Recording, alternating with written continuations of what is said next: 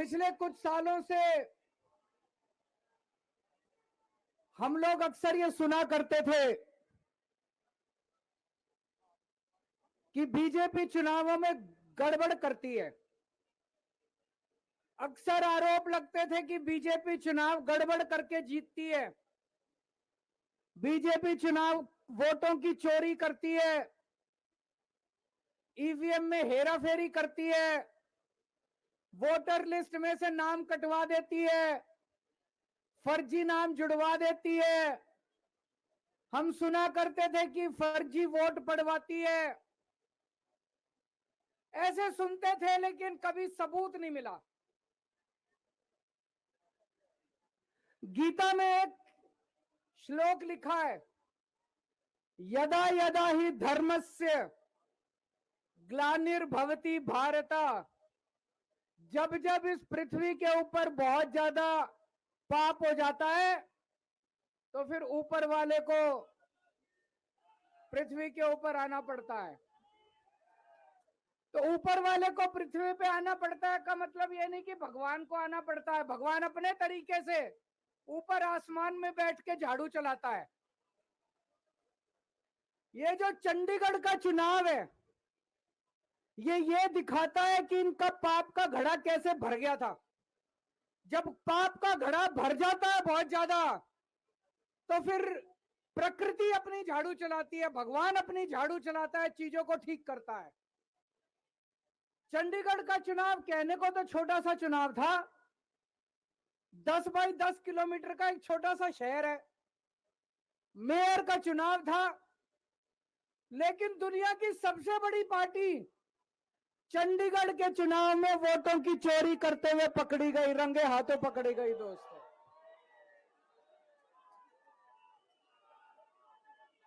इनकी किस्मत खराब थी, इनकी किस्मत खराब थी।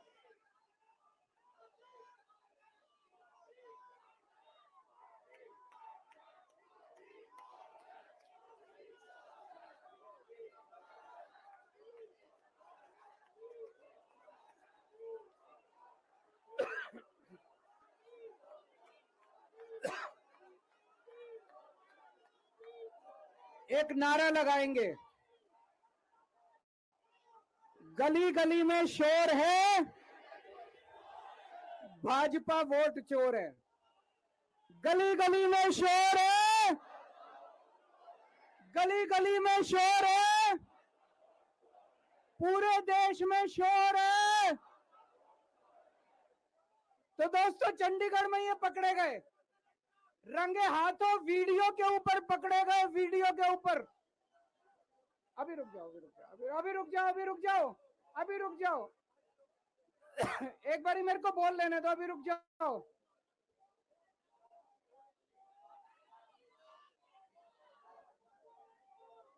दोस्तों,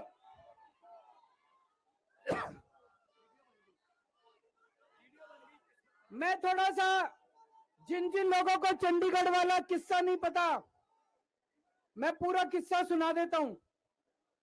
चंडीगढ़ में मेयर का चुनाव होना था, जैसे दिल्ली में मेयर का चुनाव होता है।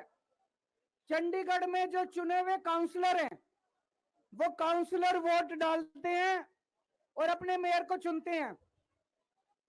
चंडीगढ़ में 36 मेयर हैं, 36 काउंसलर हैं। 36 में से 16 काउंसलर बीजेपी के, 20 काउंसलर इंडिया गठबंधन के। तो जाहिर तौर पे इंडिया गठबंधन का मेयर डिप्टी मेयर बनना था, इसमें कोई बहुत बड़ी बात थोड़ी थी। लेकिन इन्होंने बदमाशी क्या करी, जो चुनाव अधिकारी है, चुनाव करने वाला प्रिसाइडिंग ऑफिसर है, वो इन्होंने बीजेपी के एक कार्यकर्ता को बना दिया।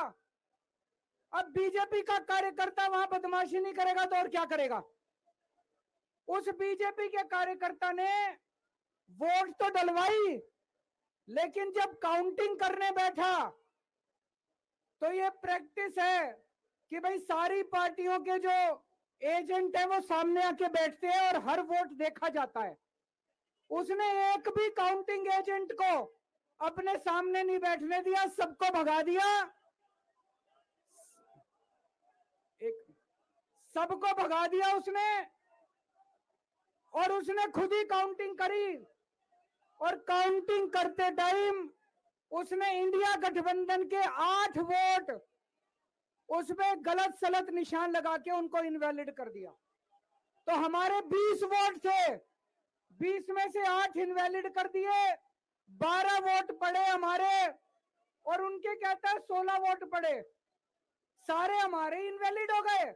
जैसे केवल हमारे वालों को ही वोट पे निशान लगाने नहीं आते, उनके वालों को आता है।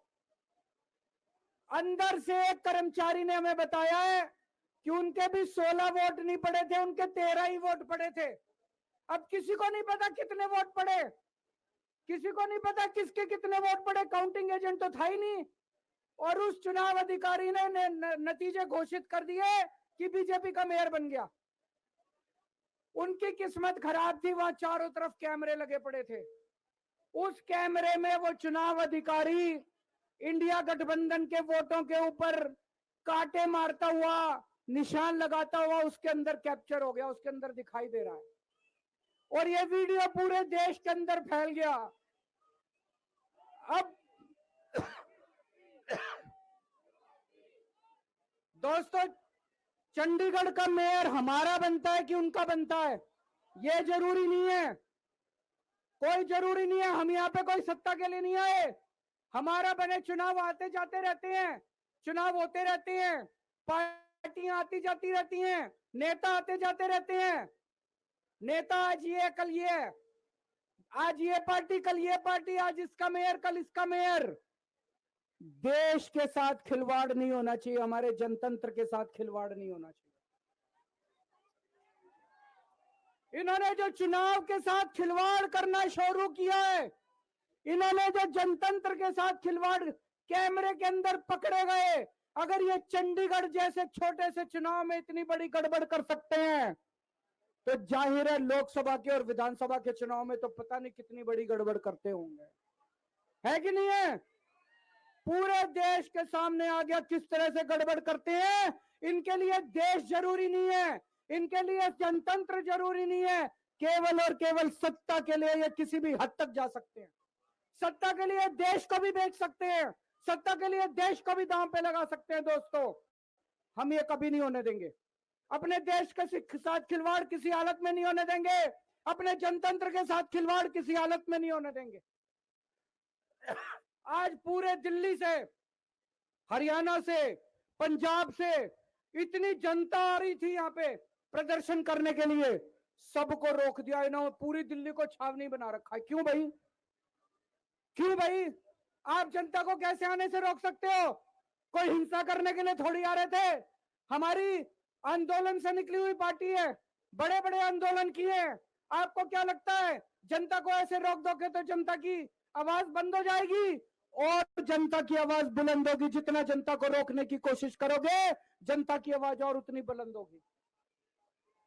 जगह जगह से खबर आ रही है, हमारे एमएलए को जेल में डाल दिया, हमारे काउंसलर्स को जेल में डाल दिया, हमारे वॉलंटियर्स को जेल में डाल दिया, जो जनता आ रही थी उनको जेल में डाल दिया। ये तो कोई ठीक बात नहीं है, ये तो गलत बात है। तो दोस्तों, हम इसकी कड़ी निंदा करते हैं, और आज इस मंच से मैं देश के लोगों को आगाह करना चाहता हूं कि जो आप वोट डाल के आते हो, आप तो सोचते हो मैंने इसको वोट डाला, लेकिन उसके बाद आपके वोट का क्या होता है कुछ नहीं पता। मशीन के अंदर आप बटन किसी का दबाते हो, वोट किसी के खाते में जाता है, किसी का भी नाम वोटर लिस्ट से काट दिया जाता है। वो दोस्तों, जनतंत्र खतरे में पड़ जाएगा तो फिर ये वोट का, इलेक्शन का कोई मतलब नहीं रह जाएगा। इसलिए हम सबको मिलकर इसके खिलाफ आवाज उठानी है। किसी भी हालत में हमें जनतंत्र को मरने नहीं देना, देश के साथ खिलवाड़ नहीं होने देना। अब हम शांतिपूर्वक तरीके से, कोई गड़बड़ नहीं करनी, शांतिपूर्वक तरीके से बीजेपी के हेडक्वार्टर की तरफ चलेंगे। जहां पुलिस रोकेगी वहीं रुक जाएंगे। हमें पुलिस के साथ झगड़ा नहीं करना है, किसी के साथ कोई झगड़ा नहीं करना है। भारत माता की।